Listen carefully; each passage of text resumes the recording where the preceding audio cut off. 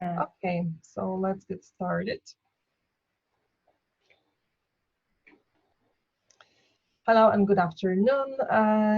Today we're talking to Jessica. How do I pronounce your last name, Jessica? Iachia. Iachia. It's good I've asked Iachia because I would never know. Iachia. Yeah. Your name is it's French? No, Italian. Italian. Yeah. Yes. Beautiful name and beautiful person. Thank you. Jessica is a holistic coach, founder of Food for Soul Holistic Coaching. She's based in Portugal, in Lisbon, and she has also quite extensive experience in traveling and practicing yoga and holistic living. And today we're going to be discussing how to live healthily, how to live healthy in a crazy world. In a crazy world we're living, particularly now, particularly these days, it's totally unpredictable. It's rising a lot of unknown, and it's difficult for people. Let's face it. So this is our general topic for today. Welcome, Jessica. How are you today? I'm good. Thank you. I hope you're doing well as well. Absolutely, yes. Um, let's start by let me just ask you very quickly, how did you get into that whole industry, let's call it, although this is very big general word, but how did you develop an interest in wellness? So it started really early for me, to be honest. I think I've always had this interest and passion for self-development and trying to understand myself better and how could I be more healthy as well. But it really actually started when I was 15, which is when I attended my first coaching seminar, and I just came out of there completely changed. I felt really, I didn't have any real problems, to be honest, at the time, but it just felt that my mindset had changed. And I could see that in the way I related to other people as well. And from then on, I just started getting involved more with coaching and trying out different alternative therapies, exploring how I could expand that feeling that I had gained as well of well-being. And from there, I did different coaching seminars. I decided to take my health coaching certification. I've developed a big interest in yoga as well, which is a big part of the well-being. And also one of the big reasons for me, which defined my path as a health coach, was actually my mother. So this is a story that I usually share because she was an important person in my path to doing what I am doing today. And she was sick at one point, and I saw her evolution in terms of how she healed herself as well and the development that she made. And so a lot of my learnings come from her learnings too. And from there on, I just decided to continue helping people as well as a health coach. Very beautiful story, and thank you for sharing. You're welcome. Jessica, what is your take on well-being? I've noticed in media and the conferences, it's becoming a popular topic, and overall today, even today, I've been watching CNN, and they've been sharing the tips on well-being, on wellness, on how to stay sane, on how to do the journaling and self-development techniques. So obviously, it is a hot topic. Um, do you consider well-being being a superpower in today's Yes, you world? can say that. Yes, for sure.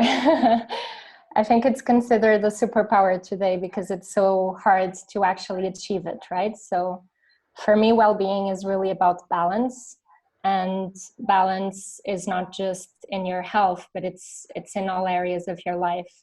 So what can you do to actually achieve that balance in all areas of your life? And when I say that, it's your relationships, how do you feel with yourself and with others, being able to do physical exercise, being able to feel purposeful in your career and what you do, eating healthy, sleeping well. So there's a lot of components to it. And I feel that in the world we live now, which is really fast-paced, especially with the developments of technology, this has become harder and harder, right? So I think that's why people consider it a superpower. How are we actually going to achieve this in our lives when, in one hand, to achieve well-being, we're actually meant to slow down and look within, but everything that's been happening, it's like the opposite. It's living fast-paced. A lot of people enter in autopilot mode, survival mode, because they have not even the time to look at themselves and just breathing and thinking, okay, does this make sense to me? Do I want to be here? What do I want to do in this world? We don't even have the time to question ourselves about that. And really, this is well-being for me. Mm-hmm. Absolutely, and I'm glad you've mentioned that from this angle, because it almost appears as a total struggle for not only balance but just for sanity, for living sane. Yeah. If you put it like this in a context that we want to be healthy and we want to be self-conscious, but the demands of a everyday world are just totally something opposite. Um, Also, living in a digital world, even these days, we see how important digital world is, and it allows certain businesses to survive. If Yeah. so you cannot organize events or workshops or anything else that you're doing. In a normal circumstances, you go online. So, but also there is a lot of pressure, and people overuse it and abuse the digital world in a quite an unhealthy way. Uh, do you see that as well in the people you work with and your clients, that they struggle with the striking balance with using too much of technology? Mm-hmm, definitely. Kasia, just a second, because I'm seeing that in the comments of Instagram, people are having trouble hearing. There's like an echo on the background. Do you know how we could solve this? Yeah, the echo. To be honest, I do not. I'm already using headsets here for Instagram, and I can maybe decrease the headset. Decrease the sound. I will probably go down. So maybe that will help. Or maybe if you are using headphones for our talk. It will not. I don't think this will. Okay, because then I'm not entirely, because you know what, we are using two devices and the sound. Yeah. Yeah. Okay. Let's. Sorry, people on Instagram, but we're. Is that any better in any way? For Instagram. For Instagram. Yeah. Not sure, actually. Not really. Not really. Okay, one more thing I can do. I can decrease the sound, the volume here. Just 1 second. Let me look for. Let me look for the sound, the microphone. I'm thinking that it's when I talk, I hear my echo. Yeah, I'm not sure how I could do it. How about now? Hello? Better? Yeah. Yeah, we are on two devices, definitely. Okay. Can you hear me? Yeah, I can hear you. Yeah, truly. Yeah. I think, is the echo on Instagram better? Anyone? Any more echo on Instagram? It sounds better. Yeah. I think it's better. Okay. Okay, whoever is watching, just let us know so that we can continue. Do you still have an echo? Can you hear us okay? Better. Okay, so then thank you so much. Thank you for sharing that. Perfect. Great. Could you repeat your question? Sorry. Certainly. So we were talking about the digital balance. Do people that you work with have this problem on abusing is it's a terrible word, but basically finding difficulty in finding balance or in using technology, because it's Mm-hmm. just it's in a way so easy, so accessible to, for example, check your private email, your company email on your phone, but the result is that you never have it's just non-stop. Yeah. Yeah. Yeah. So you never have a break. So what's your take on that? Yeah, for sure. I mean, actually, the people who I work with are mostly until the age of 37, which is people who are really addicted to technology and especially social media. And at this time, for example, with everything that is happening and a lot of people being in quarantine, you can definitely see that there's been a big rise in people using social media. And on one hand, of course, that is good and connects us all. But at the same time, how can I feel that a lot of people have lost the sense, okay, when is it good to be using it? And when is it actually harming me in the end? Because they just spend too many hours straight doing it and they're not really able to cut from the outside world because they're always connected in their phones. So I think that one of the things I usually advise people is one, for sure, trying to cutting screen time and just promoting live time, right, with the people you love. And the other thing is, if you have to use the digital devices, try to make them as true and authentic as if you were actually live with those people. So, for example, on social media, if you want to follow people and leave them a comment, just the fact that there's the like button that most people press, for me, it's like fast food, it's a quick way of saying, okay, I like this, but why not just leave a comment and actually say something more to them? Mm-hmm. So it's about trying to, how can you create that authentic relationship and deep relationship that you have in a live to live to the virtual as well. And I think this would make people feel better in general. And also, if you feel too overwhelmed with stimuli arriving from everywhere, and one of the things we see is actually, it's been proven that a lot of people even get email apnea. So they just, when each time they get an email at work and they're about to open it, they'll just stop breathing. Their breathing rhythm alters. So this just shows the influence that, even though you don't realize it, it can actually really influence your level of stress and well-being. So if, especially at times like these, you're not feeling well because you're feeling too overwhelmed with digital, just trying to cut screen time and connect with yourself and your loved ones at home, promoting creative activities for yourself, self-care activities for yourself at home. That's what I would advise. Mm-hmm.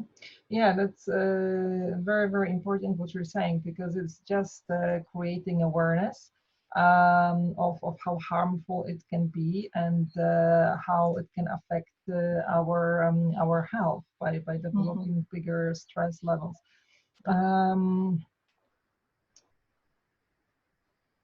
Okay, you've mentioned a few tips regarding using of the technology. In terms of general health, healthy living, what is it that you recommend to others? What has been working for you, for your clients so far? What are the best practices that you're recommending? Okay, so just one last tip that I would like to give on the digital side is for people who are very active on social media. I've realized, I've noticed that one of the things that really help is just, it's a little bit the same theory that Marie Kondo uses. I don't know if you know her, but for clothes and organizing things at home, she's very well known. And her theory is that you should only keep the objects at home and the clothes that spark joy in you. And with social media, it should be the same. So you should only follow people And you should only have those people on your feed that actually spark joy and are good for you, because a lot of times what happens with social media these days is the opposite, right? It just takes you down and drains your energy, and you compare yourself. So you don't want to be following those people. So this is just one last tip that I wanted to give on the digital sides, which sometimes can be hard to manage. And for just other tips in general for well-being, like I said, so for me the key is really balance. So first of all, it's checking in with yourself. In which areas of your life have you not been able to balance them out? Where do you feel unbalanced at the moment? So for example, if at the moment you're having difficulty nurturing relationships and deep relationships, then try to spend some time with your loved ones and do a program with them that would connect you with them. If on the other hand it's more about connecting with yourself, some of the activities I recommend, it's meditating and yoga, which for me work very well, of course, and it's something that I like. But it doesn't have to be, meditation doesn't have to be sitting and just trying to analyze your let's blank your mind. It can also be exercising, and while you're exercising, just trying to be in a meditative state. It can even be cooking while you're cooking, or so it's just about finding an activity that takes all of your attention span and that you're passionate about in doing, which will allow you to be in the here and now. So that's something that is very important, just finding strategies to come back to the here and now. Mm-hmm. Yeah, that's very good, and it's very much in line with mindfulness. Just focusing on one thing, even if it's like you're saying, cooking or talking to a friend, or just doing whatever you're doing, but fully being in it. And what I can add is also, you're probably familiar with those techniques, but maybe not everyone is. We have walking meditation, we have a lying down meditation. Things like yoga nidra, although yoga nidra, I think it's more like a relaxation technique where you basically lie down and you scan your entire body and you bring awareness and attention to different parts of your body in order to relax them. So absolutely, there are more than one way of meditating. Yes. One beautiful way that I love, and I think it's really nurtures positive emotions, is singing as well, chanting meditation. So you can either do it by yourself or in group, and that can really, you can sing a mantra that usually has an effect on your body physiologically as well. And for people who like singing, that can be a strategy as well. So meditative chanting. Very good point. Thank you for bringing it up. Regarding building a strong immune system, what would you say are your tips? How to build a strong body, strong system, and how to maintain it? Okay, so I would start with the foundations, right? Which is the body being strong physiologically. So for that, you need sleep, you need a healthy diet, and you need exercise. So those are the three things that you need to focus on to make sure that your immune system is keeping healthy. So sleep is very important. And when I say there's three things, it doesn't mean that if you do one, you can avoid doing the other two. It's important that you're actually doing the three of them because they work together. So sleep is something that is very frequently overlooked, especially in this fast-paced society. Something that we usually cut on is sleep to work. So I would say that sleep is essential, trying to create even a sleep routine before going to sleep so that people can actually disconnect and start preparing to go to sleep and to rest. What is a sleep routine, since you mentioned that? So a sleep routine, it depends on people, right? But for me, for example, I'm someone who loves to light a candle, for example, or I love aromatherapy, so I use an essential oil, or maybe someone likes to give a self massage to herself, or just putting a cream on their face, or, you know, like something that is also about you, self-care. And then you can decide to maybe read and start putting the lights out and read a little bit in bed. So whatever tells you that you're going to sleep. So you need to find those signs that you're sending to your body, and that will help them help it understand, okay, now it's time to go to sleep. Very well said. Is there anything else you wanted to add? Because I sort of jumped in by clarification on the sleep routine. No worries. So yes, sleeping, healthy eating, these are very, very obvious things, but it seems like in all this busy world we're living, we tend to forget it, or it's just becoming difficult for us, you know, as easy as it is. It becomes challenging. For sure.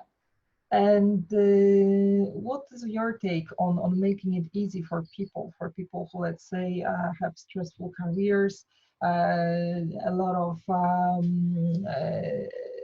of different responsibilities, and they just think, and then preconceived ideas that, for example, wine and very nice rich meal is the best thing that will relax me, you know, in the evening, right? Mm-hmm. And if you live like this for many years, you know, that's the only thing you know and you practice, and then it's getting more and more difficult to just step out of it. So Yeah. what would you recommend? So I would say that first of all, it starts with the person deciding that they want to change something in themselves, right? So the first step for something to actually change is taking that decision and taking responsibility for that change. A lot of times people maybe think they want to change, but then they don't actually put the effort in to do it, right? So I think that the most important thing is the person actually entering the mindset, okay, I want to change, and maybe even doing a work of why do I want to change and how will this change impact me, so that they can actually stick to making the change until the end. The other thing I see is just being open. I think people these days, they lack a little bit. They just want to stay in their safe zone. And sometimes finding these strategies of well-being is also about getting out of your comfort zone and being open to experiment by maybe letting your glass of wine for a while, like you mentioned, and trying a completely different thing that they haven't done until now. So the only thing I can advise for people who are actually curious of making a change and who are considering doing this is really taking that decision for themselves and going for it and compromising to it. And if they have a difficulty to do that on their own, then just, you know, like if they want to start exercising, sometimes it helps them become accountable if they actually find a personal trainer, or for example, if they want to work in themselves, it might help to find a coach, or it might help to just subscribe to the actual gym, because that will make them go, because financially they're already spending that money, right? So whatever you can do to increase your compromise to your decision will help you implement it in the long term. And then it's just being compassionate with yourself. And, you know, changes take time. It's not from one day to the other. So you need to be patient and kind with yourself, and give yourself the time to process and integrate, so you can actually make those changes sustainably in your life. Absolutely. Jessica, I haven't mentioned so far, and now it's a good moment to mention that you are part of our Portuguese team during our retreat, digital detox retreat in Portugal, Build Your Inner Feet. During this retreat, we will be working on practices that will help us build our inner feet, energize our souls, and overall work on life-changing experience. So whoever will join us will meet you personally in Cascais during our retreat, and you will be delivering a communication workshop. Mm-hmm. Tell us a little bit more about that workshop. What we'll be doing and what can we expect from that workshop? Okay. So, I mean, in that workshop, the idea is really, like you said, digital detox. And so how can we go from being plugged to digital devices and started being plugged into life actually, and to ourselves and to other people, right? So I think the workshop will actually be about continuing with these types of conversations. So open conversations that are meant to make you think about your life. To make it's going to be a lot of self-discovery. So what we want is to raise awareness and to make you rethink about how are you living your life and whether it is aligned with your values. So I think that the most important, the biggest mismatch that you see is that a lot of people sometimes, because they're just in autopilot, they're living a life that maybe it's not really what they're looking for. So they're not aligned with their values, and that doesn't make them happy. So there's going to be a lot of questioning about that. What does that mean? What would make me happy? What am I looking for? What are my values? Otherwise, we'll also be exploring, of course, strategies that you can implement to your daily routine. So these can be mindfulness practices, like we discussed already. There's many of them, so we're going to talk about some of these. Also, we'll talk about the power of our mind, because actually our mind can, our thoughts can have a very, I mean, they just lead all the way to your personality. So because your mind is your thoughts, and your thoughts creates your emotions, and your emotions at the end of the day creates your personality as well. So what are some strategies that you can do to actually start feeling, building a new person in line with who you actually want to become, right? So this is going to be one of the topics as well, and just doing some connection exercises also in group, some ways to connect people with themselves, but also with other people. Mm-hmm. Very good. I'm already looking forward. Can't wait. I can't wait, Jessica. These were all my questions for today. And since we have live viewers, maybe there's somebody who would like to ask anything, since we have this opportunity to speak with Jessica live. If you want to catch Jessica, she is in Portugal. Yes. Normally. So, do we have any questions about healthy living, about helpful habits that will support us during the difficult uncertainty days? Yeah. We'll give a minute, because usually it takes, even if somebody has a question. When Yes, will of be the course. retreat? Okay, the retreat will be in September. We have two dates in September, from 10th till 13th, and from 17th till 20th. So these are the dates as for today. And if you need any more information, you will find it on the With Culture website. Digital detox retreat is something you should be looking for. So September, okay. Mm-hmm. So I still have plenty of time, and each retreat it's quite exclusive. It's for a limited amount of people. So there's usually very few spots on each time, because we want to provide as much comfort as possible, and the best experience of for our guests. That's the idea, and the exclusivity also of our team, such as Jessica. So So you have an exclusive approach. What do you eat in the morning for a good day, Jessica? That's for you.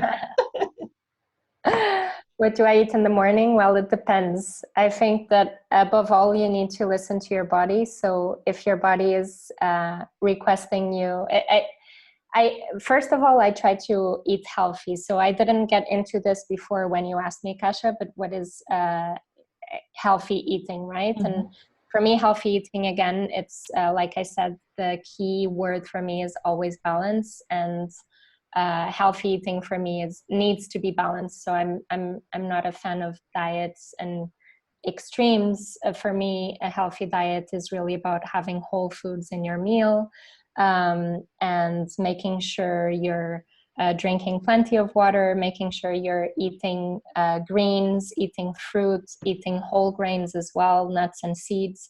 These will be the bases. But then in the morning, there's also, in the morning, I mean, in every meal, there's also a component of what is going to make you happy, because that's just the fact. Chocolate.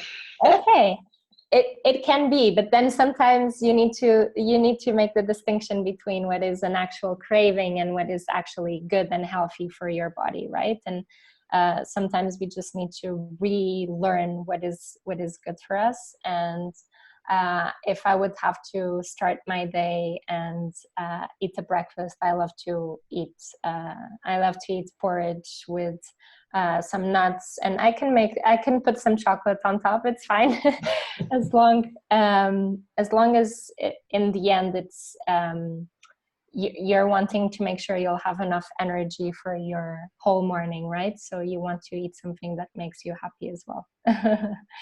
There's a big component to it.